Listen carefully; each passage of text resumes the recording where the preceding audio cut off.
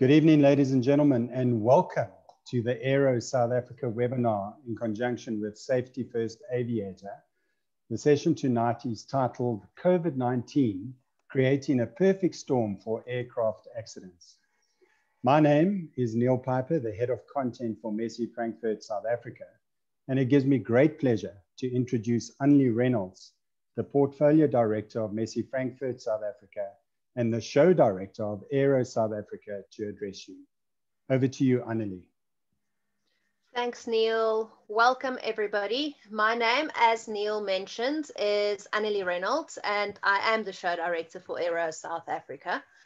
And I'm looking forward to our speakers' presentations tonight, giving us more insight on the topic surrounding the increase of aircraft accidents in the last couple of months. But before we get into this discussion, I have some breaking news to share. Aero South Africa will now take place a little later in 2021. As you are well aware, COVID-19 has been with us globally for more than a year now, and this pandemic has seen us conforming to new ways of working, and has definitely made us more resilient and flexible with regards to doing business. But we also understand the importance to get back to business physical trade shows as soon as it is possible to do so safely. It is in our human nature to want to conduct business in person. With this in mind, and after careful consideration, lengthy discussions with our stakeholders as well as our exhibitors, and looking at the global trend of the virus, we've made the decision to postpone Aero South Africa to 30 September until the 2nd of October at Wonderboom National Airport in Tshwane, kicking off the National Transport Month in South Africa as well. Should you wish to book a stand at the event or have any questions with regards to the event, kindly leave your details in the chat function and our team will get back to you. The Aero South Africa virtual marketplace is also still active, and as in the past, tonight's webinar will be available to view on demand on this platform from tomorrow. If you have not yet registered as a visitor on the virtual marketplace, please visit virtualaerosouthafrica.co.za. That's virtualaerosouthafrica.co.za and complete the online registration form. There's absolutely no cost to visitors to register. And that's it from me. Over to Neil to kickstart tonight's webinar. Well, Annelie, that's really exciting news. I'm sure you can't wait to get stuck in, to get in all the content plans, to engage in with the industry together, and just kickstarting the industry again. I think it gives us time to really give thought to what we're going to present to the industry, and working with the industry, we're going to do great things, and I'm looking forward to it. Exactly. You have no idea how excited I am to actually do an event again. Great, man, Annelie. Thank you so much for that welcome and introduction. And now, ladies and gentlemen, I'd like to welcome Franz Smit of Pilot Insure, who will moderate the webinar tonight and will formally introduce all of our speakers for the evening. Franz is the founder of and MD of Pilot Insure, a specialist and boutique advice firm focusing on investments and risk cover for pilots.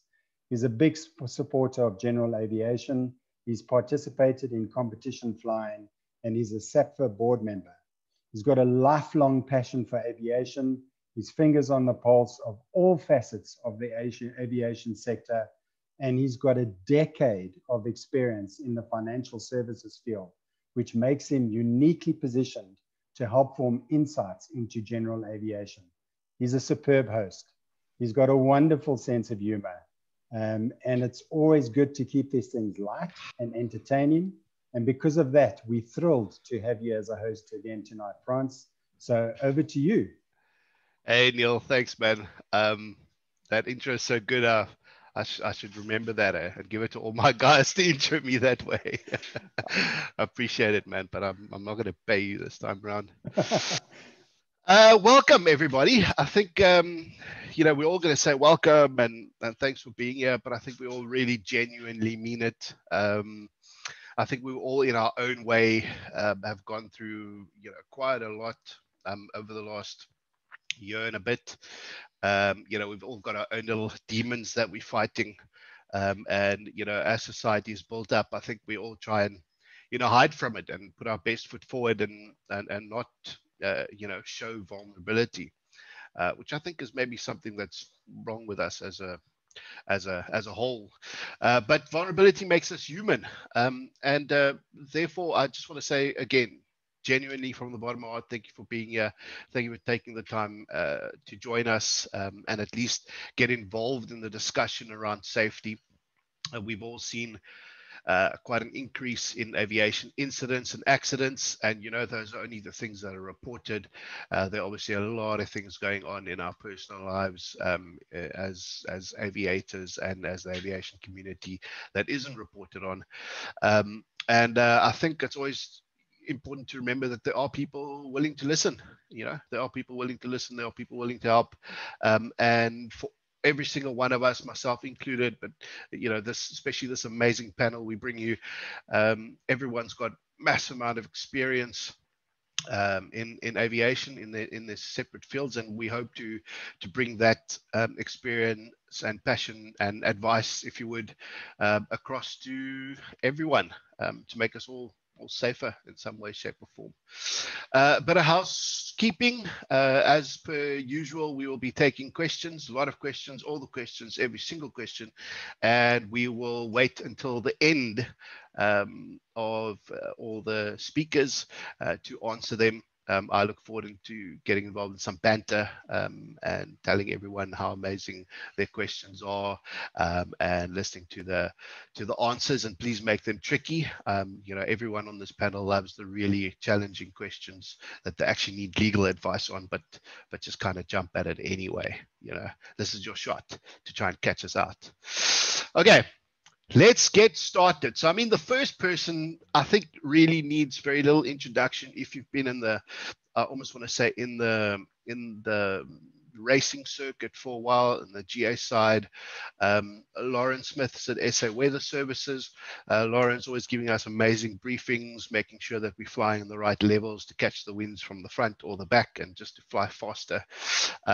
And Lauren's going to chat to us a little bit about what we expect, coming up, cold fronts, hazards that we should be looking out for.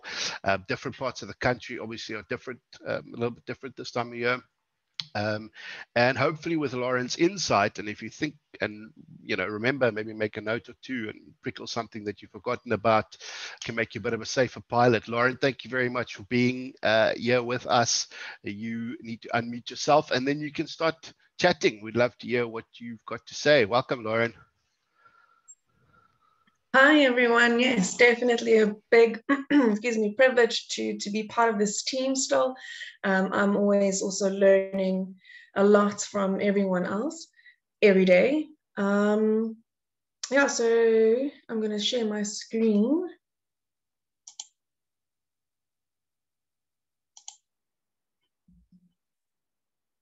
To get to my presentation.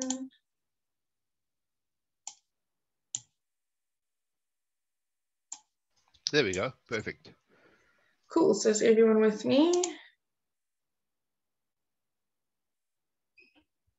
Awesome. Yeah, so I'd like to start with this definition: capacity to recover quickly from difficulties and toughness. So that's the definition of resilience. And this is something that is, I think, very automatically expected from you as a pilot to have. So I'd like to start off with a short clip with everyone. And while I show you this, I'd like you to think of what would you do in this situation.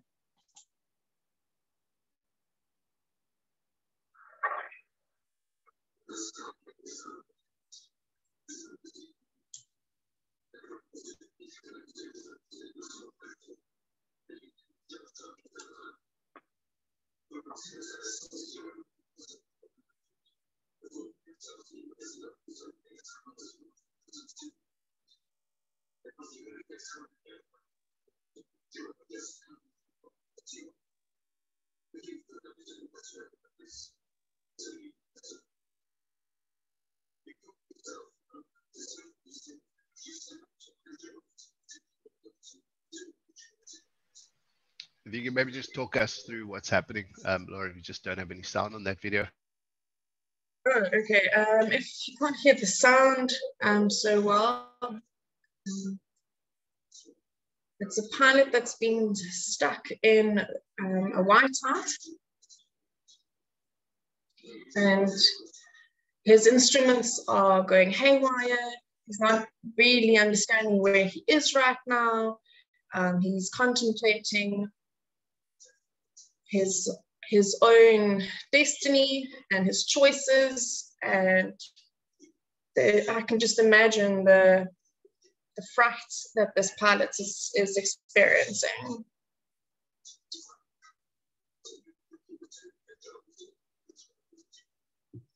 Just trying to control the aircraft best he can. Maybe if he can see something on the ground.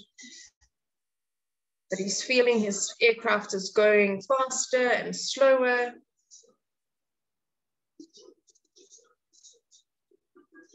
And he's hoping that he'll break out of the cloud any minute.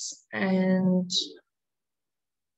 that counter is just counting down the seconds, that big beep that comes on in your cockpit when you start descending. It's just going louder and louder and louder.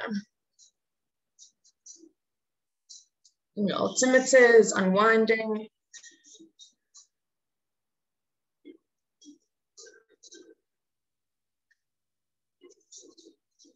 And now your body fatigue is starting to really kick in.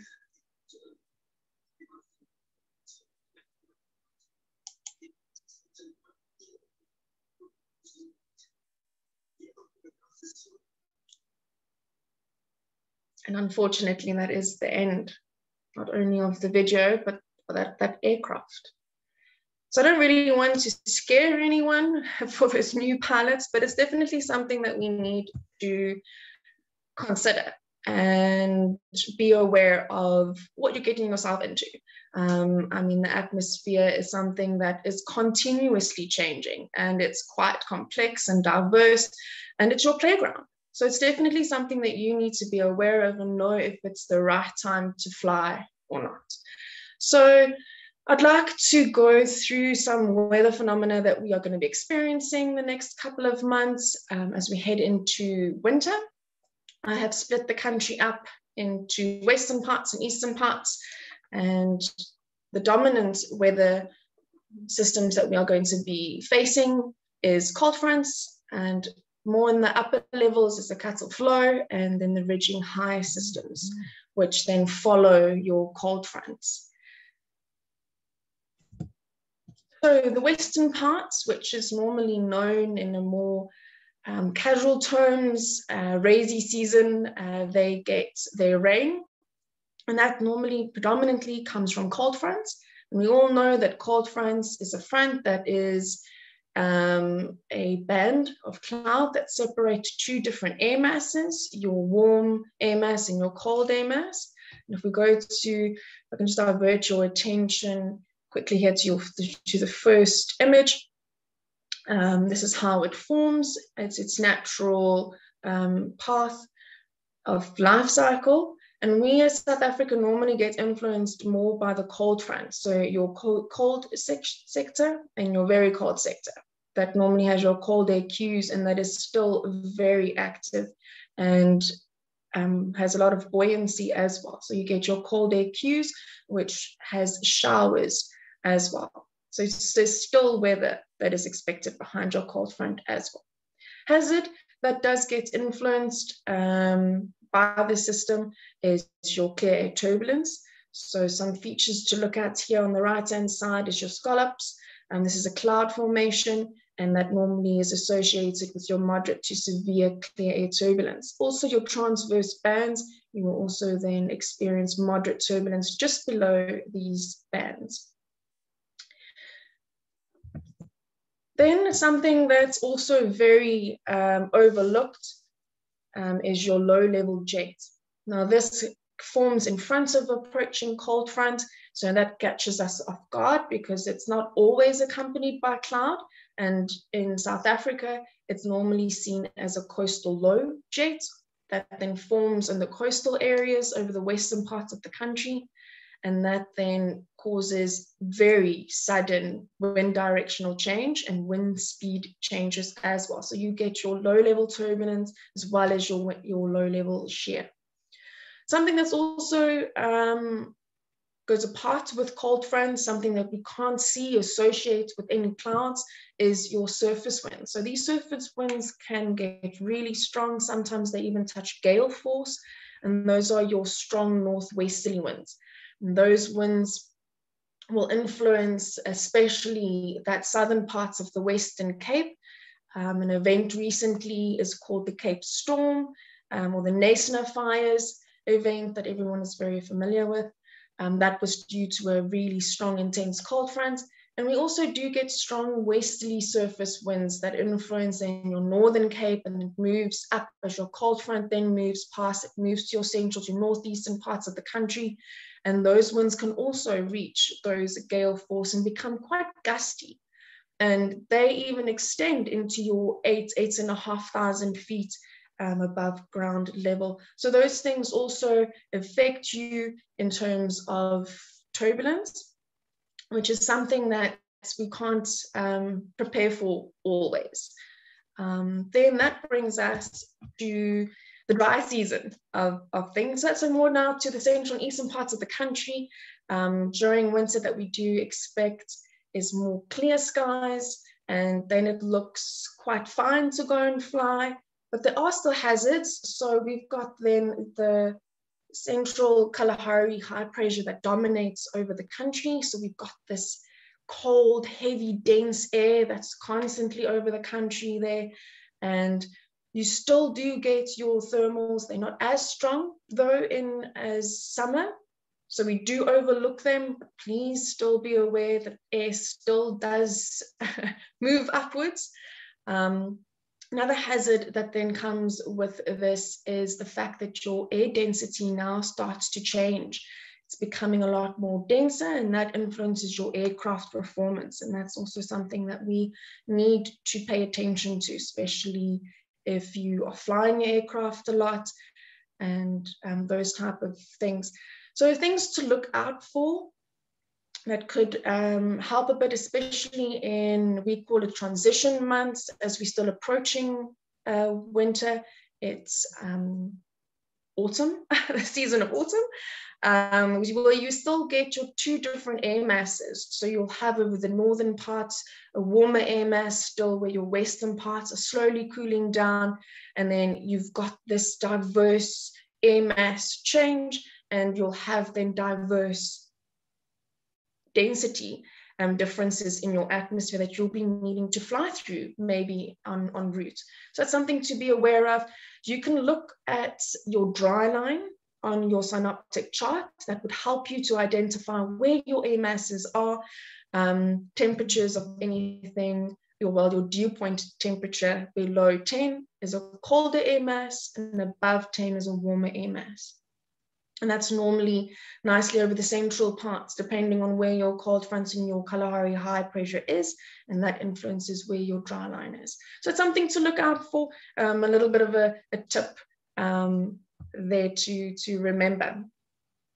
Another thing that does come along with winter, especially for those central and eastern parts, is your visibility.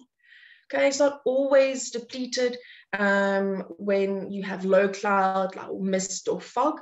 You also have pollution. We have experienced a couple of days ago, I'm not sure if it's still there up in Gauteng, that huge cloud of sulfur, the big pollution mass that came from the eastern parts of the country, got just dumped over Gauteng, and it's been staying there. And because there's no air mass change, the high pressure has been dominating, so it's not moving anywhere.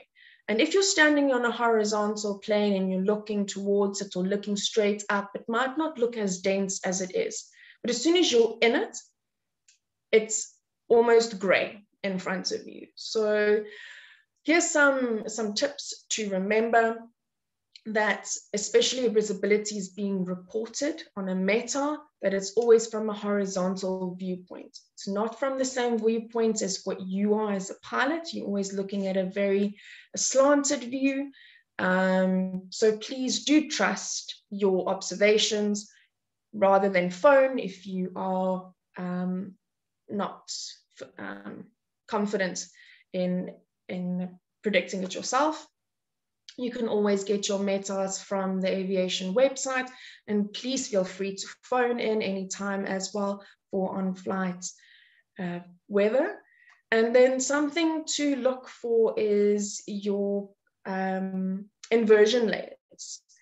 That's definitely something that becomes a lot more prone in winter, especially over those hills in Gauteng. We've got, especially if you're flying from the north, let's say Bonnet Women International through to Rand, there's a lot of hills there that you do fly over, and that still does influence where your inversion layers will be. And you also get affected with temperature, so you get your colder temperature, your warmer air at the bottom or aloft. And then you can always ask or find where's your surface temperature, or the maximum surface temperature needed for your surface to become so that your inversion breaks. So for example, you're phoning in and you're looking at your charts and it's 8 o'clock, your temperature is 18 degrees, and your inversion needs 20 degrees for your inversion to break. You can wait then easy, maybe 2 hours or an hour or so if you've looked at your temperature lapse rate, your surface temperature lapse rate. So that's a little bit of a tip to help you plan a little bit more precisely if you're always wondering if I can fly now or should I wait an hour or two.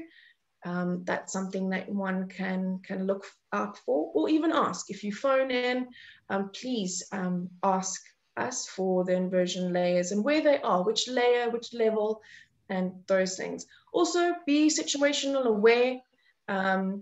Become familiar with regions that are prone to fog, that are prone to mist and haze, especially in the Mpumalanga region if you're flying Ermelo in those directions.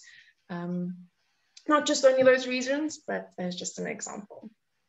Perfect. Thank you very much, Lauren. I'm very glad to see that. I'm very glad. Sorry?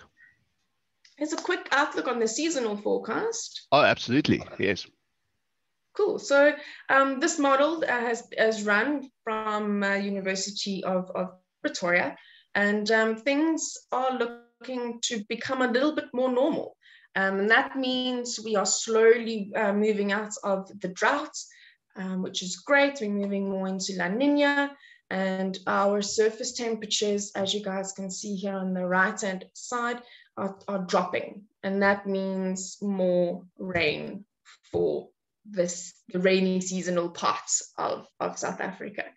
So for the next months, February, March, April, then it's been forecasted to be good signals for normal to above normal, almost rain. You can see there in Gauteng in the northeastern parts, those dark blue regions are quite intense. So our temperatures are also dropping there on the right-hand side. It's been forecasted to drop. So quite a cold winter also expected for our regions. Lots of cold fronts then coming, hopefully, lots of rain. And this is already predicted already from April.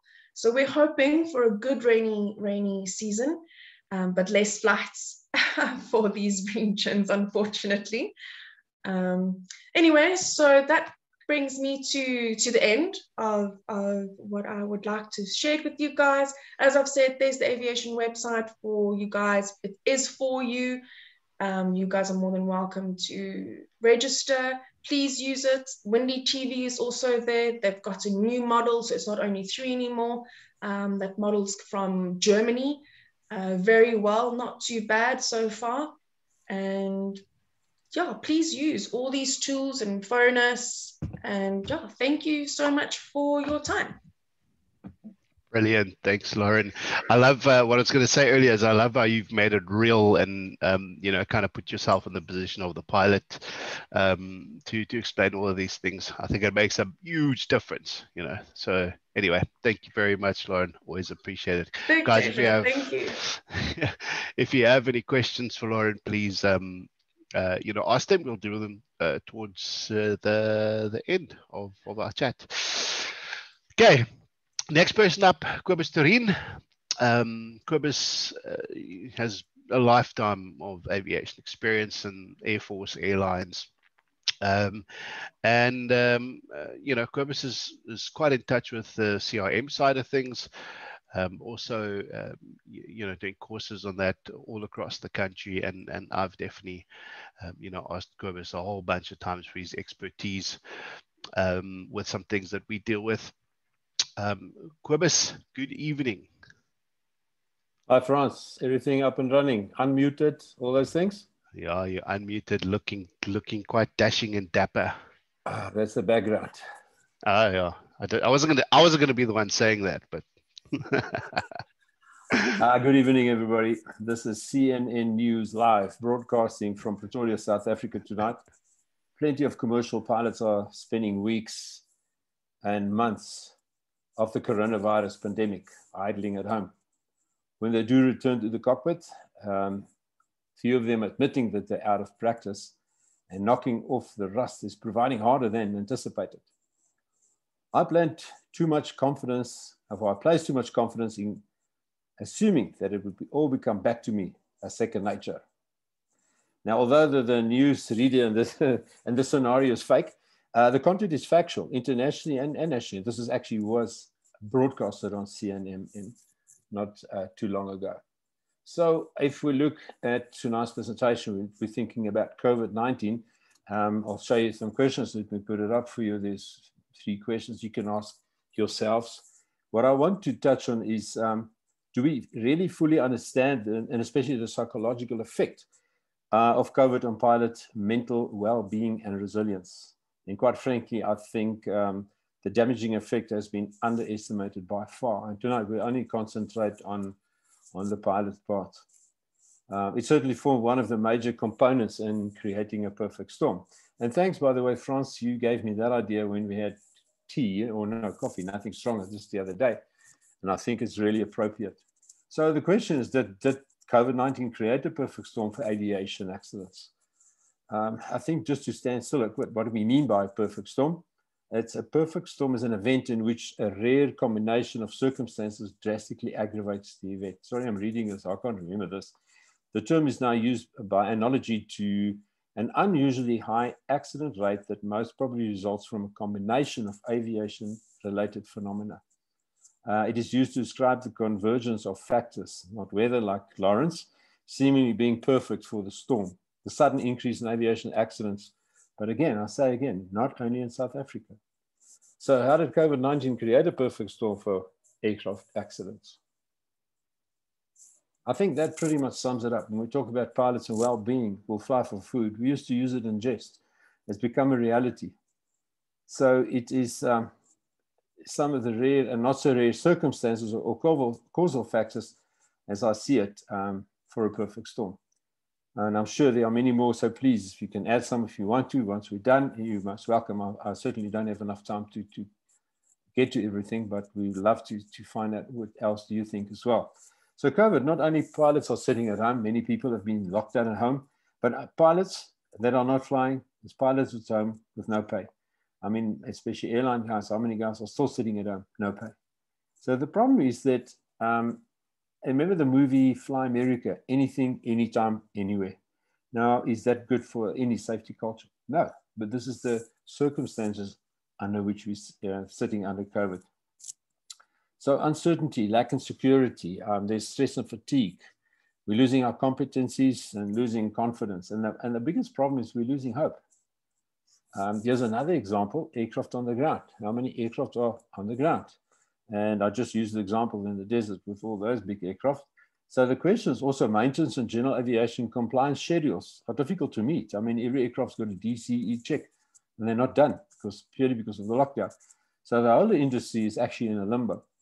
All the elements are rusty. I think, Rob, you guys had that rusty pilot seminar thing, and it's still so valid. The rusty pilots, we're all rusty.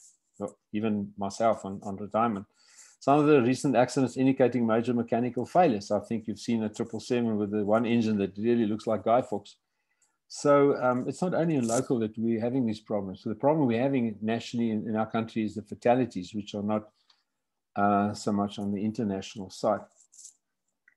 Now I'm stepping on thin ice, but in order to get to the truth, you need to get to the truth. And we just yesterday started the first workshop for the GAS, the General Aviation Safety Compliance with the SACA team, with Eric and them.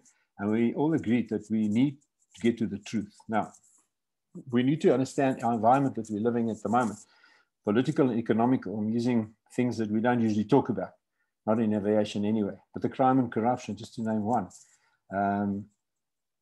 Deputy Senior Judge Sondu would actually, it's actually a pity that he's not here tonight to share my views and support it.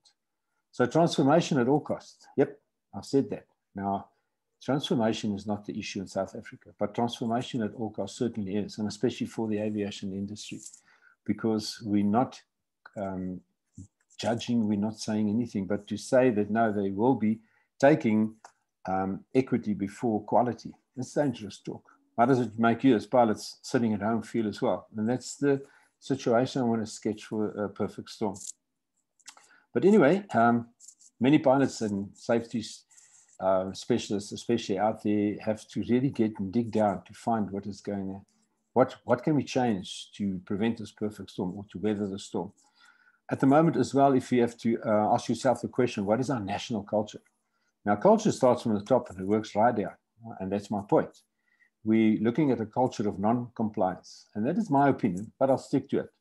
So how does that affect organizational and safety culture? Because it works from the top down. And then we question the discipline of our pilots. Now, that's one thing that I will stick to, teaching discipline to pilots, because discipline is something all pilots must have all the time. And unfortunately, you're not supposed to actually, if somebody else doesn't do it right, to do it wrong yourself. It takes the same time to do something right than it takes to do it wrong. So rather just do it right. We have to look after ourselves. So there are many more, but it all adds up to one thing, and it's called a mental well-being, the lack in mental well-being. Not only the pilots, but the industry as a whole is in limbo and rusty. So these are just a few things that create a perfect recipe, or a recipe for a perfect storm. And as such, the international and national accident rate should not actually be coming as any surprise. So, rusty aircraft, let's have a look at that slide. So, a lack in mental well-being are big words for me, but if we think about who the guys flying at the moment, they're very lucky to fly, and we're very jealous and envious, but the problem is, who doesn't suffer from some kind of depression at this stage from these COVID times? I mean, we've been socially locked down, we've been in rehab, everything that can go wrong has practically gone wrong. I'm not saying that we didn't handle it well. It's the COVID, and we have to abide by the rules and the laws. But the point is, we need to be honest about it. And the question now, if you're suffering from depression, will you go and report it? Now, we've got our AMEs, there's structures that we can follow.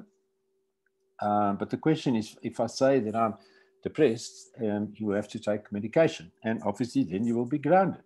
But again, once your depression is passed and you get tested, you're fine, you can go and fly again. But there's so many pilots that I know, they're struggling to get their flying medicals back.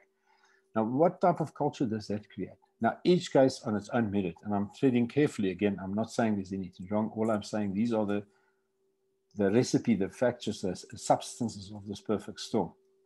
So we need to be honest about the issues, and there are many more. Rusty systems, let's just look back at systems. The support facilities. I think in the previous resilience, I showed you where the nature is taking back the airports. I mean, it's free roaming animals and birds, and good for them. It's, after all, it's their place as well. But the problem is with little or any peer support yet for pilots, we are looking for resilience. And it doesn't matter how strong you are, if you're not mentally fine and mentally strong, it's not going to work. So are we ready? Are aircraft serviceable? Are aircraft ready? Now, that's certainly the picture there also about sums it up. We're talking about fuel and oil and things that have been used for a long time, and maintenance checks that have been, it wasn't carried out because of the COVID, the lockdowns, but did you take the aircraft and make sure that there's maintenance and services were done? Those are a lot of questions that come up. There's already Peter van der Merwe, if you're listening, thank you for your questions. We received it yesterday. Tried to answer the one about the fuel via Piet Fourie from CAA. So, but thanks. There's so many good questions already, even before the seminar started, or the webinar is maybe the right word. So what about you? And again, yeah, I'm not trying to refer to only complying or compliance with the normal regulatory organizational type of compliance. Those are the things it's non-negotiable. We just have to do it. The question is, are we mentally fit, rested, ready to fly?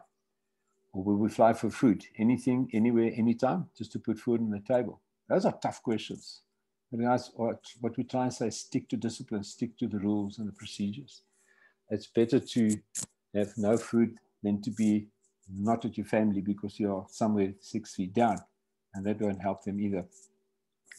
Now, how do we weather this perfect storm? Or perhaps must I ask, what can we as pilots do? Resilience is our theme for this year, and my friend and colleague Keith will later talk more about resilience as well. But now's the time to discuss ways to see how we can prevent these accidents from happening. Already this year, it's been a very tough year. It's been mentally fatiguing, and we have to stop this. We cannot continue like this. And I myself don't have all the questions, but if we do nothing, nothing will happen. We get 3 types of people: those who watch things happen, those who wonder what happened, and those who make things happen. So we need to become people that make things happen. We are always responsible for our own actions. So it doesn't matter what other people do. We must make sure that we do the right things all the time. Now, I'm not any kind of psychiatrist or doctor or what are the other words, the big words, psychologist. I used to fly, by the way. Tonight, incidentally, 2 years ago, exactly my last landing at 3:30. But anyway, but what I do is I fly and I know things. So I used to fly and I know things. And I'm sure you guys do as well. This is a question we need to ask everybody. How are you? How are you doing? What is happening? And if you're not fine, what are you going to do about it? So let's look at the next slide with ICAO briefing notice. I'm not sure if you've seen this. And if you're really interested in safety and you're really interested in aviation, go and look it up. ICAO briefing notice, November 2020. It goes about COVID, but it goes about promoting, maintaining, and supporting mental well-being in aviation during the COVID-19 pandemic. What is nice about this is that really when I read it and I thought, wow, and a friend of mine sent it to me and he said, isn't this perhaps our problem? Because it stipulates exactly what everybody must do. Now, everybody going from the state to the regulator, to the organization, to the associations, the AMEs, the medicals, and us as aviation personnel, what we're supposed to do. And it all goes about peer support. I've taken this part out for 6, practice self-care in all dimensions. You know what that means? Seek support proactively to maintain well-being and encourage fellow employees to seek support as needed. Yeah, okay, I catch that, but where do you go to? And that's also something we really have to address tonight. And please, I hope it's the last time as well, because we've been doing it for a long time. So apart from, and I'll give the clue here, MayDay South Africa, I don't know any real peer support programs in our country. And we really, really need it. And those are the guys, you don't have to read through it, have to be in the loop to make sure that we have mental well-being. So dimensions of self-care, we talk about self-care. What does it mean? So it means supports personal health in all dimensions. And the problem is not only physical, mental, it's also social well-being. Social well-being when locked down is not so easy. Now, you can have a look at it. I'm not going to read it, but there's all the things that is associated with self-care. And nobody can do that for you. I can take you to the gym, but you're not going to gym if I don't put you on the treadmill. You'll just fall off if you don't do it yourself. So CCA is calling now for a workshop with respect to peer support in mid-February 2021. In fact, the 19th, yes, 19th of March. So please take note of that as well if you can be part of the team. So how to keep mentally well. I just want to go through this quite quickly. There's so many things that we can tell you, but if you don't go and do it, it's not going to help you at all.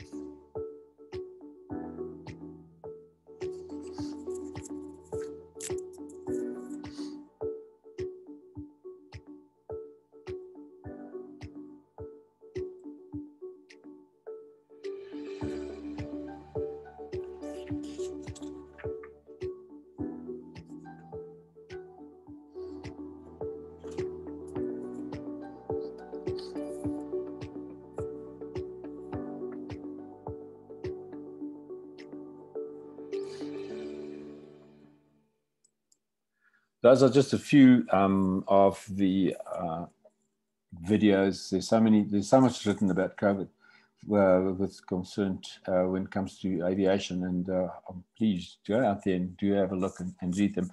Now, okay, how to keep mentally well? Oh, no, I'm not the one to tell you, but I've got friends that tells me, pause, take a deep breath, keep connected, stay ahead of things. Man, remember we said compliance, resilience through compliance.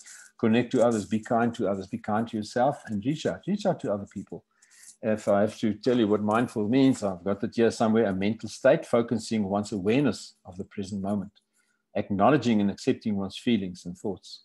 So a lot of little things, but please, I'll share it with anybody that wants this. There's a company, Resilient Pilot, I found the other day in the UK, and they says, no, competencies, you have to remain compliant, well-being and diversity. So let's discuss some of the issues. Resilience through compliance. Now, very quick, and if I do go a bit quick, as this is no new news, critical disruptions. Notice them and plan how you're going to respond. And for pilots, please maintain your competencies or your compliance. It keeps their mental well-being safe and fit, even if it's a simulator sortie. Do check flights first before you go and fly. Use your resources, seek information, and then learn from your experience. Keep calm, fly on. Now, compliance with my safety culture. Now, I'm using this. What is your safety culture? My safety culture?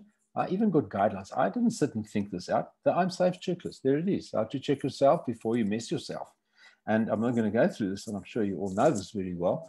So if I can get the slide to move, there we go. There it is: illness, medication, stress, alcohol, fatigue, eating. Guys, if you're not okay, you're not okay. So don't go and fly, please. Ask your friends, phone MayDay. Say, I need food, otherwise I have to go and fly. I visited this website just the other day, and they gave me this. I took this out, handling the feelings checklist. Reflect on how you're feeling about returning to flying. It's the inner you, the inner yourself that must say, I'm ready and fit to fly. Talk to a partner, close friend, colleagues. Well, okay, fine. We all have those. Use pilot peer support if available. Which peer support? Hang in there. MayDay, of course. So if you're seriously concerned, notify your flight ops management. Yeah, right. Okay. Are we doing it? Will we do that? We have to. We have to comply. Humility, modesty. This comes to pilots very easily. I mean, we're very modest, aren't we? Key trait to resilience, as it means I accept when I need help and I will seek it. I recognize my own limitations and is open to ideas and feedback from others. And I'm aware of gaps in my knowledge. And of course, I can stand up and say, listen, I'm not fit to fly. I'm not a cowboy. 4 pillars for healthy mind: awareness, connection, insight, purpose. Purpose, direction for our life. Purpose is the why in your life. Have you ever sat and think, why am I flying? Why do I want to do this? That gives you a purpose. And the purpose, they say the passion of purpose separates the shakers from the shaken and stirred. So there's 2 things to add to the recipe for how do we cope with this, how do we weather it? Respect and trust. How much respect and trust is there in our country today? And I'm just pointing fingers to myself. We're missing this big time. And when the mind is turbulent, if it's turbulence, the mind is not clear. It's like water. Once the water settles, the mind can see things. And that's the glasses we must look at life. This is Rona Flynn. She said individuals are better equipped when they cope where other people have shared their experiences. So in other words, if other people have been through fatigue, other people have been through depression. So again, who are we going to talk to? Stay tuned. And there it is. Now, I'm not talking on behalf of MayDay, but I'm very, very pro and advocating MayDay wherever I go, wherever I see anybody. We're pilots for pilots by pilots, or they are. And Keith will tell you more about it. Take note of that number. The misconception is that MayDay is an ALPA thing. No, ALPA supports MayDay, yes. ALPA is for any pilot or licensed pilot. So please, people, phone them with other pilots. They understand what you're going through. Don't go and fly, and don't think that you not okay. It's okay not to be okay. A lot of us are not okay, but we have to admit it. We have friends, but they might not be enough, or family, but they always got you back. And don't forget it. So it's important that you look out for each other. Does he need help, or she need help? She needs help, yes. Look out for others. And this is how we're going to weather this perfect storm. Because if you can't face your fears, they become your limitations. Then do not be afraid. If somebody is putting out a helping hand, take it with both hands. When you go and fly again, just remember this, go slow, slow, smooth. Your thoughts control your actions. Don't be in a rush, step by step. Don't let that happen to you. Aviate, navigate, communicate, and report things when you see things go wrong. There's a lot of things I've put in a very small context. We can talk about this for hours, I just don't have that time. So it all started with a dream. Let's not end it with an accident. Thank you. Thank you, Franz. Yeah, what a smash that one. Just Cobus, I think that was the best presentation I've seen. I appreciate that was it. good. Yeah, we can talk for hours on this. It is really so such a topic. Thank you. Absolutely. I mean, I'm pretty impressed that you could put so much content into, what was it, like 20 minutes or so. Our plan 15. Apologies. No, well, if it's good, it's good. I think what we need to, we can chat about it offline. I think we need to maybe put something together, specifically around this, for the Rusty Pilot, and maybe just do one of those again. I don't know what you guys think. Everyone watching, if you want us to do something around that, let us know. We're happy to bring out the content and bring out the ideas and thought leaders and whoever we need. I think it's very interesting topics. Cobus, thank you very much. As always look forward to it. I thought really it was a champion of a presentation. I'll chat you later. Thanks, Cobus. Thank you. Okay, guys. So Cobus was referring to an organization. He was referring to MayDay-SA. Now, I'm sure, most of the time we are, preaching to the converted, I'd say, with these kind of webinars or really the in-person stuff. And I think that's what we felt the webinars are doing. The webinars are bringing a lot of people on board that would generally not come to these kinds of things or these kinds of events. So that's really great. So, if this is your first time on something like this, or maybe the second time, well done. We really appreciate you being here. This is the reason we're doing it. We're doing it to get to you specifically. So MayDay-SA is an organization of peers. And this is the guys you phone when you just not feeling well, just not feeling up to it. Could be something serious, could be something, relatively small event. But what I always tell my guys is that your reality is your reality, and something that could be really bad for you to deal with could be something very easy for someone else to deal with. So it's extremely important to have that kind of network of people, especially if it's peers, especially if it's guys, like-minded guys that have gone through more or less the same career path, who understands how the aviation community and hierarchy works. It's really great. I mean, I've had some personal experiences with MayDay. I had a small little encounter with a mountain, and they helped me out big time, and were on my case every day, phoned me every day, had coffee with 3-4 completely random people who were very experienced guys, and was a little bit intimidating, but that got me through it. So I've got personal experience how amazing MayDay-SA is. So please, guys, take their number down, save it on your phone. Doesn't matter how small, how big, if you have something you're going through, give them a shot. It's going to, 10-minute or 10 Rand phone call could really be the difference. So we've got Keith Cunningham here. Keith is, thank you very much for joining us, Keith. Keith's a training captain at SAFE, 7,000 hours total time. And he's going to give us some examples of what's been going on out there with pilots during COVID. Like I said, and I think I started out this way saying, you know, we've all gone through our own issues with this whole COVID thing, you know, starting right from the beginning, and it's been a year plus. Keith, thanks a lot for joining us. Thank you so much. Hope I look as dapper and dashing as Cobus. Not possible. No one can beat Cobus. No. I'm sorry to disappoint you. We're getting there. I'm listening. Oh, he's listening. Okay. Yeah, we can see your presentation. If you want to full screen it, it'll be perfect. There we go. How does that look? Perfect. Okay. Absolutely 100%. Thanks, man. And if you want to chat and bounce some ideas, I'm right here, man. All right, good. No, great. Thanks, guys. Thanks for hosting me. Yeah, so I represent MayDay-SA, as you've just heard, and it's a fantastic organization. You know, when things go wrong in a company, it's all about fixing the problem. What happened? Why did that happen? Why is the aircraft like this? But, you know, when a serious incident happens, no one asks, how is the pilot doing?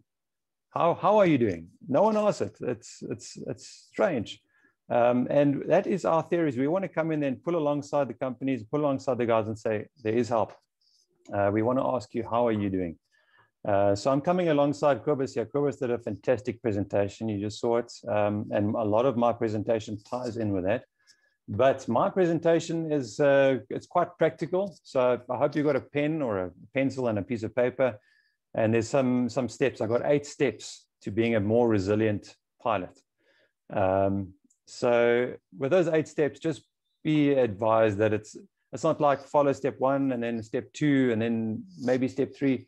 No, this is just some random ideas. I'm going to throw it all out there, and I want you to just maybe, even if you just take 2 slides, 2 of those steps away, 2 or 3, and write them down and really think about them and apply them to your life.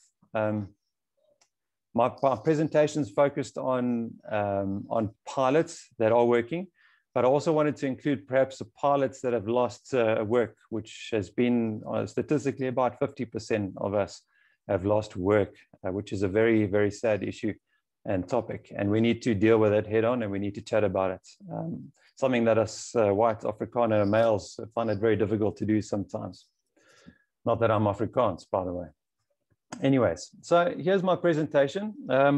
So we're talking about this resilience thing, right? And there's a tree sort of on its back there. But I wanted to just discuss with you guys, what does this resilience actually mean? Because I'm a practical guy. I'm not a very theoretical guy. I don't understand big words like resilience. So I had to go and Google it. And the resilience actually means the ability or to withstand or recover quickly from difficult situations. All right. If we look at this object over here, this is my toothbrush. I don't know if you can see it. So I want to show you that it's resilient. There we go. See, I bent it and then it went back into position, actually flicked back. It's amazing. It's a very resilient toothbrush. Now, unfortunately, if I'm feeling a little bit angry when I'm brushing my teeth, I might end up bending it a little bit too far, and then there's a break. Now, guys, that's a very practical and simple demonstration, but at MayDay-SA, we're trying to prevent that breaking. All right. So how do we prevent that breaking? Well, we want to reach out to you guys. So number 1, understand what resilience is. And number 2, understand how to get there.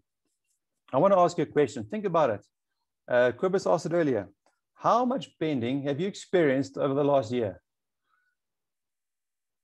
Okay. How much bending have you experienced? Are you at the point of breaking? I don't know. I'll be honest with you, and I'm going through a pretty tough time myself. I think we can all put up masks, and we tend to put up masks sometimes in the cockpit and pretend everything's fine, but actually there's some stuff going on. And what we need is a brother to chat to. We need someone to confide in. And that's what MayDay is. We're a confidential society. Without the confidentiality, we will fall apart. Just to share some statistics with you with MayDay-SA, we out of all the people that MayDay sees, about 80% of those just need one chat. That's all it takes, is just one chat to be able to put them back on path again. After that, the remainder, about 16%, they need a bit of referral. So we are trained as peers to refer when it is necessary, when we see that this is maybe a little bit beyond the peers training. Of that last remaining 4%, those are the 4% that have maybe left it a little bit too late and need to go on further to some more serious, they go on to like PTSD. It's a 4-letter forbidden word, a taboo word. We don't like to talk about it. And the other word, depression, which Cobus mentioned, which are two very difficult things. Once you've been diagnosed with either one of those, to fly again is very, very difficult. So that is what we are there all about. We're trying to prevent that. And sometimes it can just take one conversation to put you back on path. Anyway, so that's MayDay-SA. Just some statistics in case you haven't realized, just to put us in picture. Passenger traffic down worldwide, 60%. Airport revenue down, 60%. The global economy as a whole down 5%. Why am I smiling? Maybe because I don't know what else to do. It's been tragic, but I'm acknowledging it. I think we need to acknowledge it. One of the first slides I'm going to share with you is called accepting change. All right. So there it is there. Accepting change.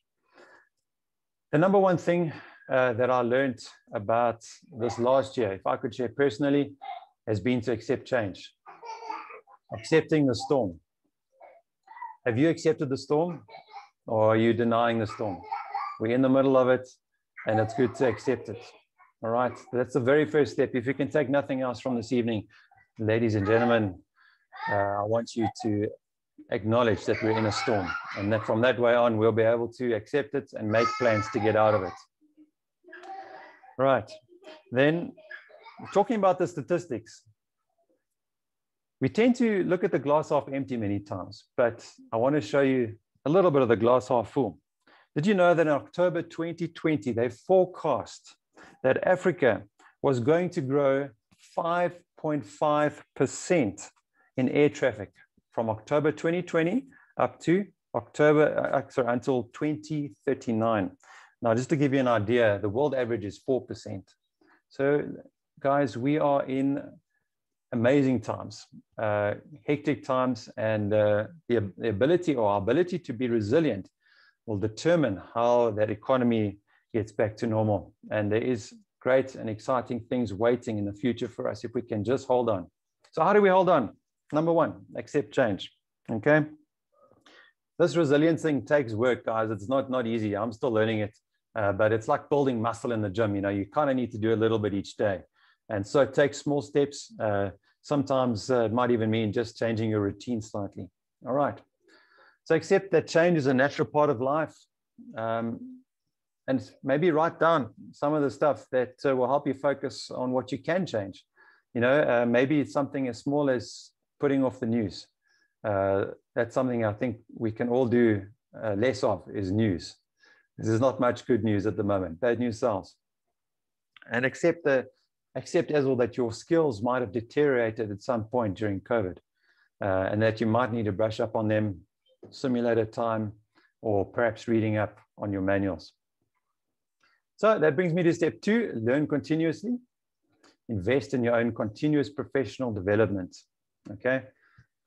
Now, you want to list certain activities, maybe spend some quiet time on your own, just half an hour or so, and look at what could make you be a better pilot. So let me give you an example. Maybe you want to read 3 safety articles a month, or every Thursday read a safety article. And then what you want to do is read it, think about it, apply it, and then from there on you want to teach it to someone else. And that way you will remember it, and you'll be a better person because of it.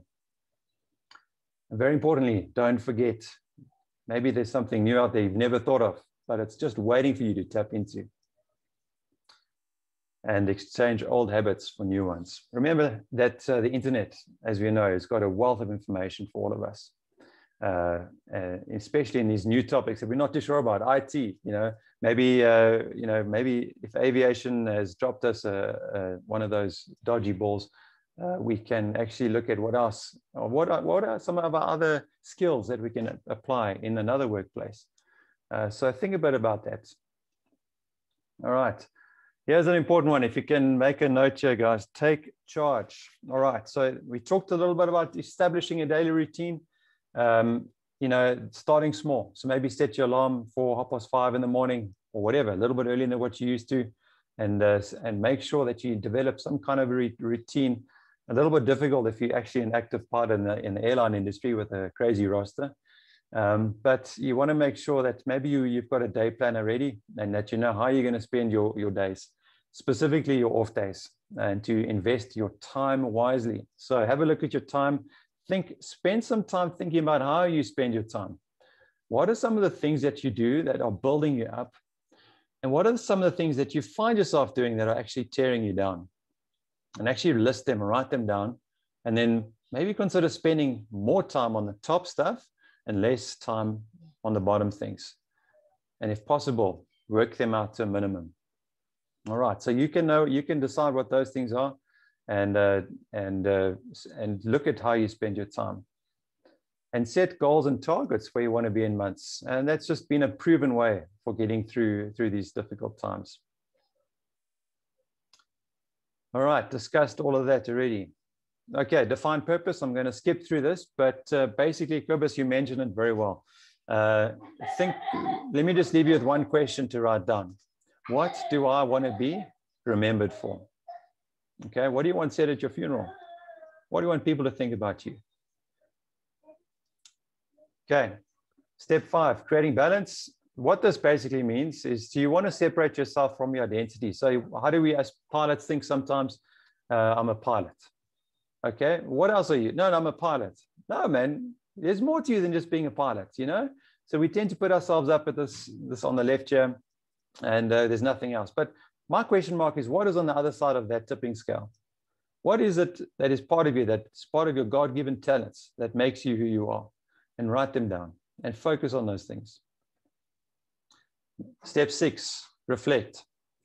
Now, when someone says to you reflect, what does it mean? It means sitting down and with a pen and a paper, see, I'm going very practical here, and write down the things that are working and things that are not working. So basically look at your diary, the things that you have planned, and then see, is it working or not? Also question your preparedness. What if I get that job? What if I don't get that job? What is going to happen next? Have a look at those things and ask yourself, am I prepared? And then don't underestimate the stress that you're under. Don't underestimate the stress that you're under and the impact on your decisions and your performance. All right, take a good hard look at yourself. A very big one is slow down, stop, or walk away. These are signs of maturity. All right. Communicate well with others. Well, that's what I've been saying the whole time. Chat to us. MayDay-SA, we're there. We're waiting for you. We'll take your call and we'll be a good listening ear. And that's another question you can ask yourself. Are you dealing well with the threat of stress? Okay, upskill. So not only maintain your skills, but up them. All right. Write down what you can do to enhance any deteriorating or unpolished skills. And that could mean SOPs, technical, reading up on things, or even maybe booking an extra simulator session. But make sure that when you are called, that you're ready. All right, preparedness, we just discussed it. Cultivating relationship. So basically develop and nurture your personal and professional relationships. That will help big time. Just to give you an example, during this COVID time, when we were not flying and things were getting really tough, I decided I was going to create a pilot's prayer group. And that was an amazing time for us guys to get together, pray for one another, pray for the industry. And it really built us up as men. And it restored a lot of our resilience. And we were able to have purpose and sense and direction. So those are just some of the things that you can do, and reach out to others, and you'll be surprised as to how much resilience that builds in you. Getting together with other people has got a tremendous effect on your resilience. All right, and then speak up to your fellow aviators. If you see them going through a tough time, say, hey, here's a number, you might want to call them. and then accept help and support from people who care about you. That's actually one of the most difficult things to do. Us males, us pilots, full of pride, to accept help from those around us. It's being offered, accept it. It'll be worth it. All right, this creates a strong base support during challenging times. All right, and the other thing that I find helps is just to realize we're in the same boat. On that prayer group I'm on, we realize, yes, like we're in challenging times, and the more you chat about it, you realize, hey, but he's going through the same thing. Wow, I'm experiencing this. How are you experiencing it? Yes, yeah. How are you dealing with it? I'm dealing with it like this. Oh, I never thought of that. That's amazing. So those things all help, and I encourage you to reach out. So that's it, guys. MayDay-SA, I think there's been enough mention about them and how to reach them. It's up to you now. If you know of someone that needs help, or you yourself, refer them. Say to them, here's a number, get hold of us. And that's my presentation to weather you guys through the storm that we're in. And remember that there's a light at the end of the tunnel. Go well. God bless. Thank you for listening to this presentation. Hey, Keith, well done. Smashed it out the park, buddy. I thought it would be really be difficult to keep up with Cobus's presentation, but I think you've equaled it. Well done. Amazing stuff. Thank you. And again, guys, I just want to reiterate, I know we talk about, you've heard MayDay-SA plenty now, and I think we've all been talking about and discussing it and telling you about it, but I think all of us that know that the power that they have and what a big influence they can have on your life, we know how important it is. Last but not least, Santjie White, or Mama Aviation Safety. Santjie probably also doesn't need too much of an introduction, but she heads up Search and Rescue SA. She's the lady that's going to come fetch you if there's ever any real problems. Santjie, always lovely to have you. Thank you very much for being with us. And guys, just also a reminder, in the question box, I think we've only had 2 or 3 questions so far, and out of the 150, 160 people that are here, I'm sure there must be more questions. This is a great time for you to ask those questions, because after Santjie's presentation, we will be answering them. Santjie, thank you very much. Please share with us. Thank you, Franz. Thank you, everybody, for being here for me again. Yeah, COVID-19 was definitely the creator of the perfect storm for aviation accidents. We are lucky in this country that we have SASA, the South African Search and Rescue Organization, joining hands so that others may live, so that when things go wrong, we are there for you. I thought I will this time just share a few stats with you. And this slide is the ARCC activities for the past, from the 1st of January until yesterday. Like you can see, 11 fatalities, 32 survivors, just showing how we really were. You guys, sometimes one lose a loved one, and it happens with you once in a lifetime, or maybe once in a few years. It happens with us all the time, because remember that you are all very precious to us.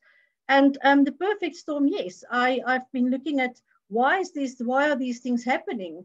You can see there, if you look on the right-hand side, we had accidents, we had engine failures, non-cancellation of arrivals, electrical failures, gear problems, radio problems, smoke on the flight deck, a lot of them, missed position report, fuel emergencies, lost pilots. People, please be careful. In the past few weeks, with all these sulfur and everything in the air, we've seen a lot of lost pilots in the afternoons when the visibility is really, really bad. So I just thought I'll share this with you. This is a constant all the time. So, and I'm glad that you should, and I also want you guys to realize that search and rescue is not only search and rescue. You don't have to go missing to get our attention. When you have an in-flight emergency, please report it. Because when you report it, we will be notified and we will take care of you. And then when we talk ELTs, and you all know that I always say, where's your beacon? This is what happens when your beacon is triggered. You actually goes to the satellite, to our mission control center in Cape Town, and then obviously we will take care of with whatever it is. So you can see, therefore, we had 66 ELT PLB events, and most of them were in Kenya and in South Africa, and then in a few other countries.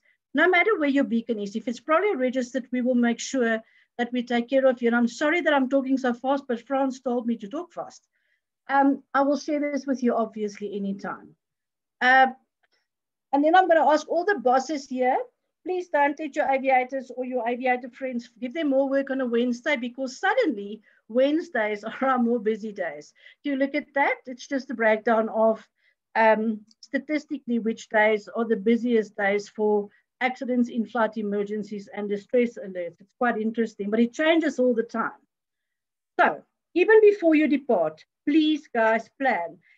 Cobus has said it, Keith has said it, we're all rusty, it's been tough, and all that stuff. Are you and your aircraft really current, technically sound? I'm very worried about fuel, for example. You bought a lot of fuel for 2020, and COVID happened, and you didn't fly a lot.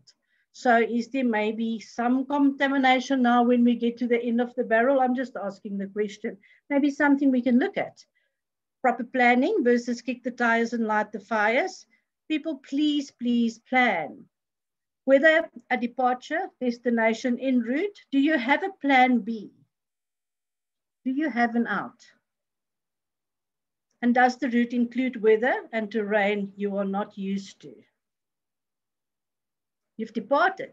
Please activate your flight plan. You can do it on your RT as a phone call or via relay. If it does not feel right, it is not right. Squawk and or talk. Don't wait until it's too late. Guys, we're there for you. 7700, 7600. We will take care of you. As soon as you squawk an emergency, our radar systems make a noise and it goes red around your little block, and they will immediately notify us. So we will monitor the emergency and action accordingly. What is really important for us in a search and rescue or in an emergency scenario? Who are you? Where are you? What's wrong? And what's your intentions? With that information, we can start responding to the correct area, and we can start looking for the right person. What do? We start with a massive information gathering process. Do you have an ELT? People, please, if you have an ELT, make sure it is registered with the CAA. Do you have a distress beacon detection? I mean, we will phone and ask, is there a detection before they even tell us? Franz can attest to that. I got him before you got me. Flight plans, checking with ATCs who might have spoken to you. And this is also another skill that we use. We listen to the radio if there was any radio contact, and we train to listen to, was there anything wrong? Did you sound different? Were you stressed? Were you tired? All those things. Checking all airfields in the vicinities, as well as your departure, your destination, and your alternate airfields. We check with security, police, refuelers, airport management. We also check with your operation and your family, etc. What do we do then? After that's complete, we will start with the search planning.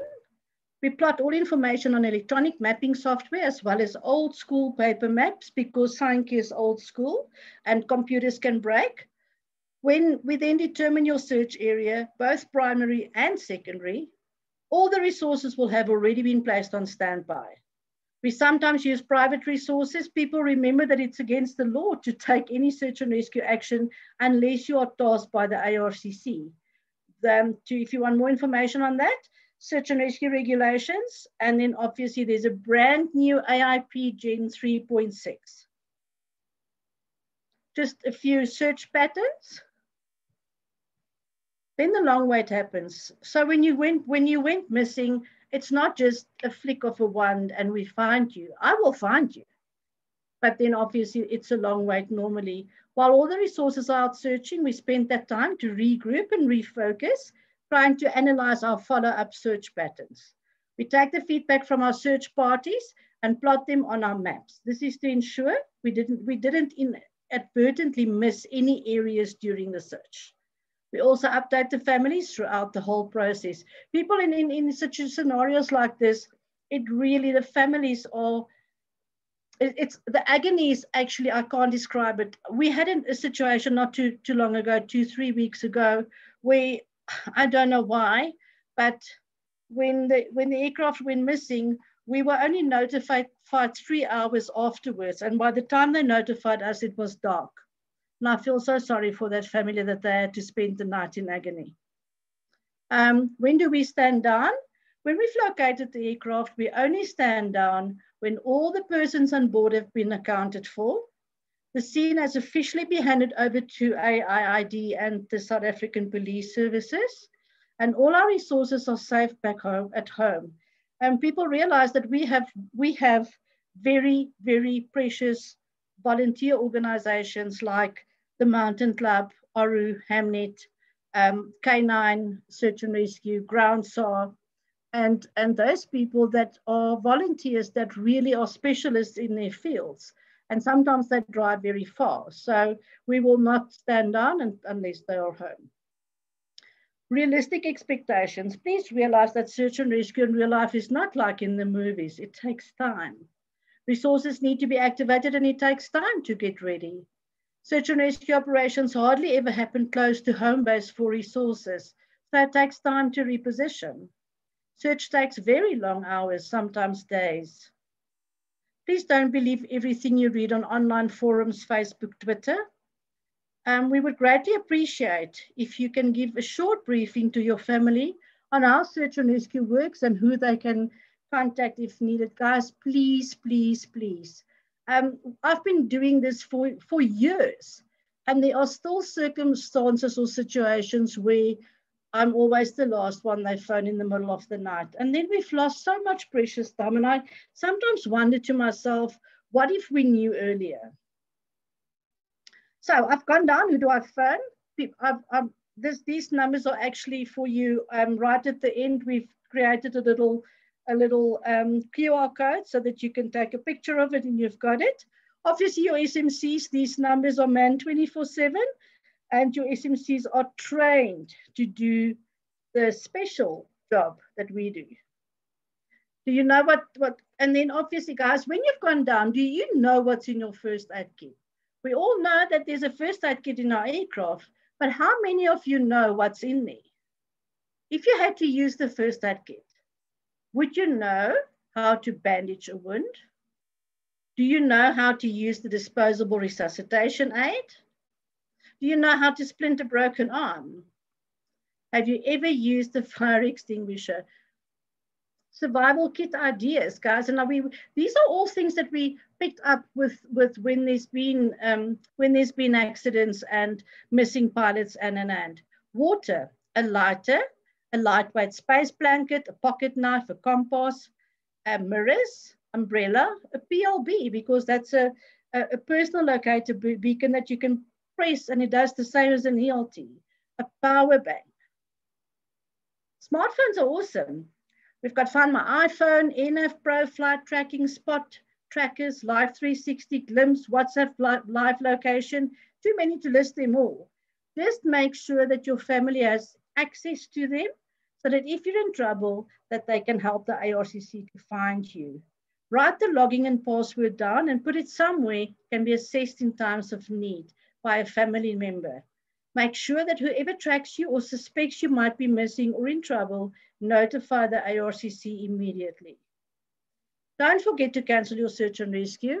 Tips to remind you of your search and rescue cancellation. Sadly, it's happened probably about 6 times in the past 3 weeks where we had non-cancellation of search and rescue. And I was wondering what was going on. Only to realize that Eskom has had something to do with this, because when the power goes off, the cell phone towers go off.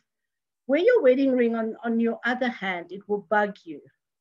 Put a piece of tape on your car key so that you can't start your vehicle. Put your phone upside down in its case. When you cancel on frequency, state that you are cancelling search and rescue. And obviously, guys, that's not recommended. The ARCC prefers that you cancel search and rescue when you are safe on the ground.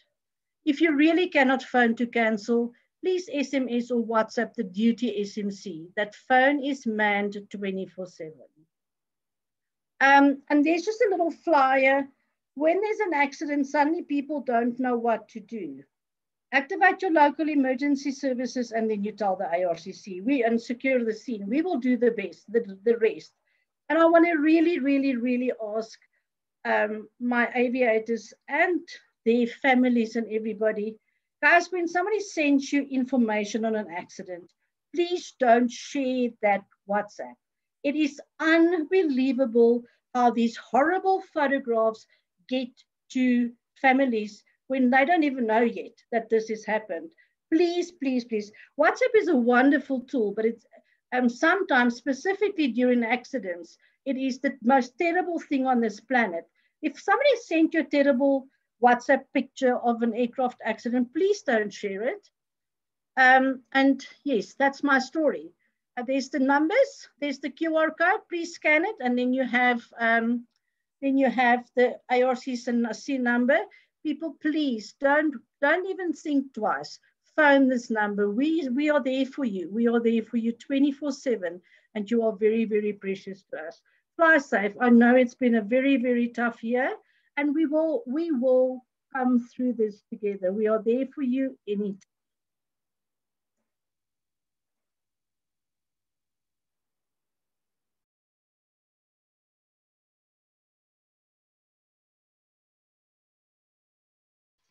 Hey, I couldn't find my unmute button. Thanks, Santjie. Very cool. As always, the insight from you is amazing. I loved how you shared that slide with us with all the incidents and accidents and, more or less what the thinking is behind the causes. I think everyone would agree it's nice to see it presented in such a way. I think it's great. Thank you very much. Guys, Santjie is definitely also one of the numbers you want to put in your speed dial along with MayDay-SA. Absolutely 100%. So MayDay-SA is the guys you talk about if you want to avoid things to happen, and then Santjie is the person you want to talk about immediately after something has happened. So you see, we like covering all the bases from both sides because we're not infallible. Accidents and incidents do happen and do occur, unfortunately. Santjie, thank you very much. Okay, so I was trying to go through all the questions, and I think I've got most of them down here. So guys, how we're going to do this is I'm going to ask the question. I will direct it to who I think the question is the most applicable to. If you don't feel the question is most applicable to you and one of the other panelists would rather want to answer, that would be amazing. Guys, also, if it is a question that we can't answer directly, might take too long, I'm sure I speak for everyone when I say that we would be happy to answer your questions offline, and we would be very happy to share our details with anyone watching. Okay, so let's just start with a few. If I miss some, guys, please jump in. Cobus, everyone else, if you see questions that I'm missing, jump in and let's go. Okay, so we got one question. Is MayDay-SA only for pilots, or can their families also get help? Keith? Yeah, definitely pilots as well as their families, colleagues, friends. We actually sometimes, after an incident, we would grab as many people as we can involved together and debrief them all together, depending on the nature of what happened. But yeah, definitely it's a service for pilots and their families. Okay, excellent, thank you. Which FIRs are covered by SASA, Santjie? The Johannesburg FIR, that includes Oceanic, and then also Namibian FIR currently, and then the sovereign states of Lesotho and Eswatini. Okay. That was Christian Sal. Thanks for the question. Paul Ludik asked quite a lengthy question, but Cobus, I think it was referring to you. What he was basically saying is that we're talking about pilots, etc., but he feels that from an AMO technical environment, it's also very possible, that the guys are maybe under extra pressure and extra noise factors, etc., affecting their mental health and quality of the engineers to do quality and safe work. I think that's a very good point.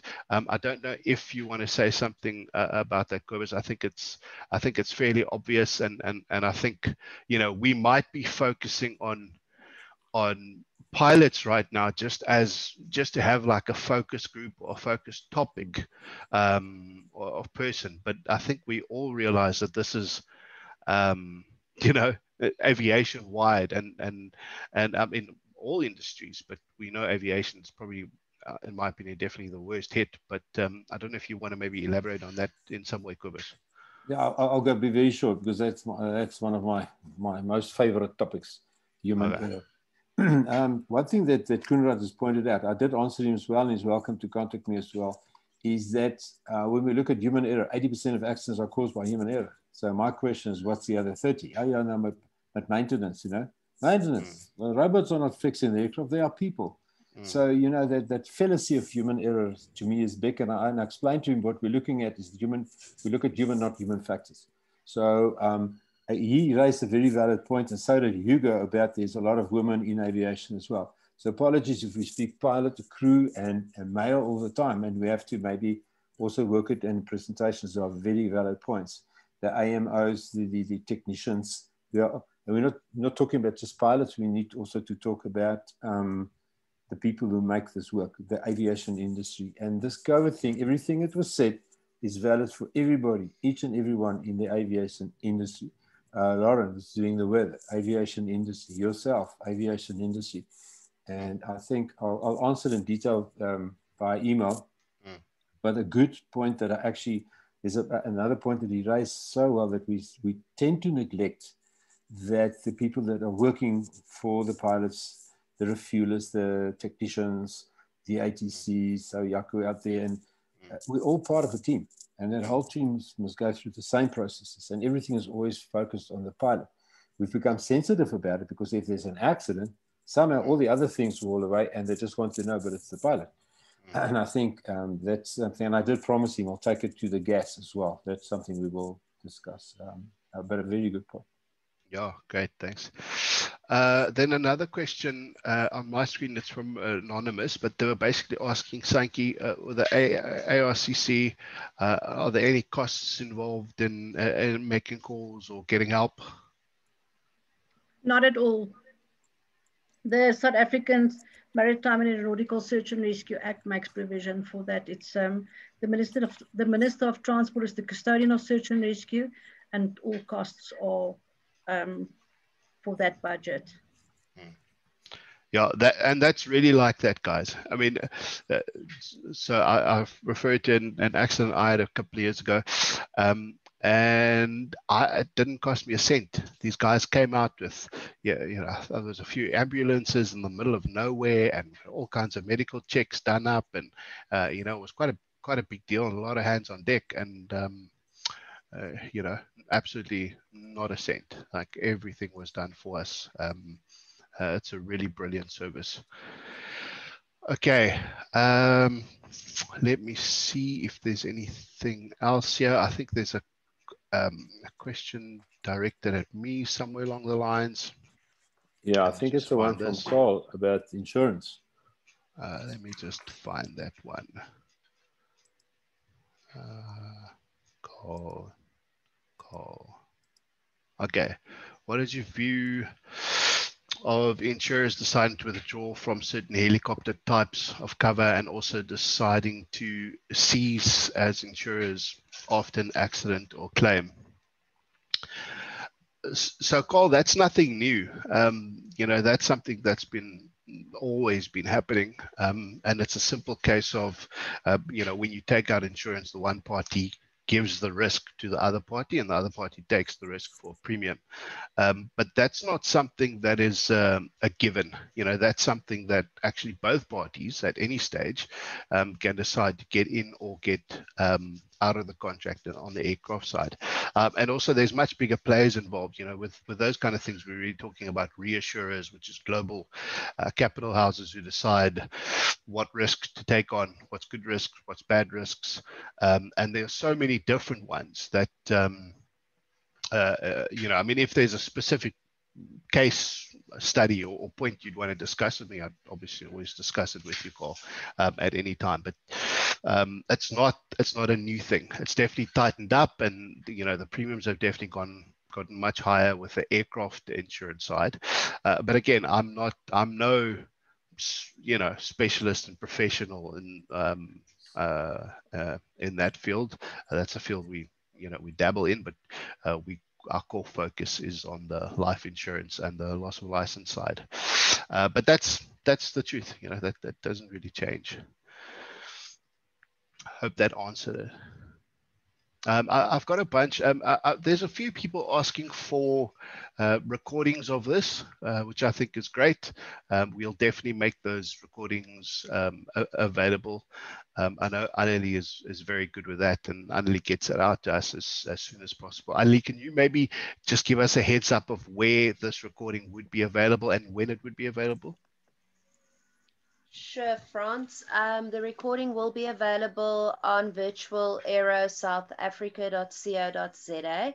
We will also be sending out a thank you mailer tomorrow with the presentations from all the speakers included in that thank you mailer with the link, and then also the recording of the webinar. So that will be sent out tomorrow. Okay, tomorrow, sure. Okay, that's nice and fast. Yeah, of course. Speedy Gonzalez. Madame. Madame. I'm just looking at one or two things, making sure I'm not missing anything. Guys, if there's anything you think I'm missing, reach out to me. And we will get to you. I don't think we're missing anything. If there's anything else, guys, please reach out. It's pretty easy to get hold of me. Just pilot.insure.co.za. All the other speakers, if you want to get a hold of anyone, you're happy to contact me directly, and I will pass on the question or the details, depending on how spammy the question is. But we're definitely all happy to help and assist, and please reach out. I'm just going to say again, Santjie is the person that's going to definitely come help you when something goes wrong. And please save that number for MayDay-SA. And if you can hear the baby in the background, I think it's time for me to go put it to bed. And that's the evening call. So right on cue. So thanks, guys. That brings us to the end. I'm not sure if Annelie or Neil, you guys want to jump in and do the last thank yous, but from my side, that's it. Great speakers. I think we've all, we've all learned something, and I think just from my point of view, I think it's great that we've come back and we're doing this again after quite a big pause over December. I think it's very important, and thanks for everyone tuning in, watching, supporting us. If you guys would want to see more things like this, let us know. If you have ideas of topics you want us to discuss, please let us know. We will definitely be throwing more of these out. Like I said, watch out for the Rusty Pilot. We'll probably do one in the next week or two, depending on when Cobus and I can get together. But Neil, Annelie, great as always. Thank you very much for having us use your platform. I think it was an amazing success. And really, everybody watching, we can't thank you guys enough. Yeah, and to you, Franz, thank you very much for keeping the flow and keeping it so light and conversational.